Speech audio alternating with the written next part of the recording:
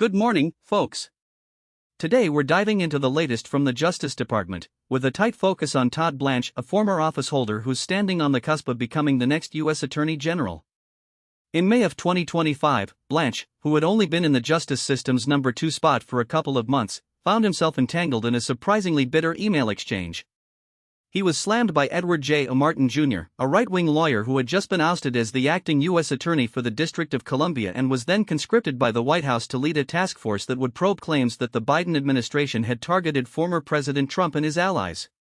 Blanche, a former member of Trump's own Immigration and Customs Enforcement Criminal Defense Team, wrote plainly in an email, "I am frustrated," to Martin, questioning his competence. The correspondence takes us to a fallout that gradually turned from tense to openly testy. One vivid detail from the trove of internal Justice Department emails, handed over by a watchdog agency and presented to this outlet ahead of Blanche's confirmation hearing on Wednesday, shows how quickly Blanche moved to rein in Martin.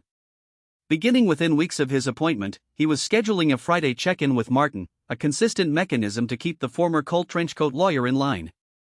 Not only that, Blanche also authored an organizational plan for what many are calling a weaponization group.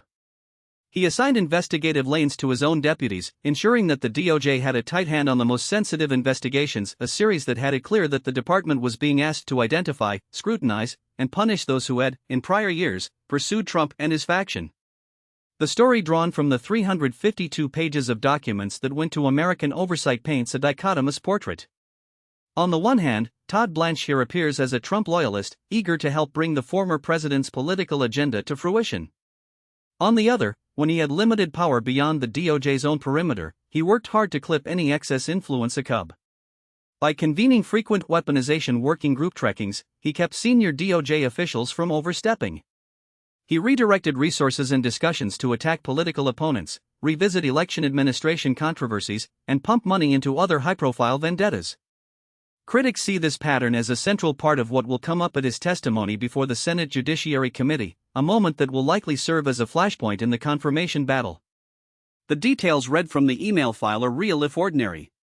They show that once a person taps a powerful office on the line, they're most keenly aware that they can wield the doors of the Department of Justice as if they were a key to the entire political machine. He's told us that he needs to keep it tight and that this was an ongoing requirement for any confirmation hearing.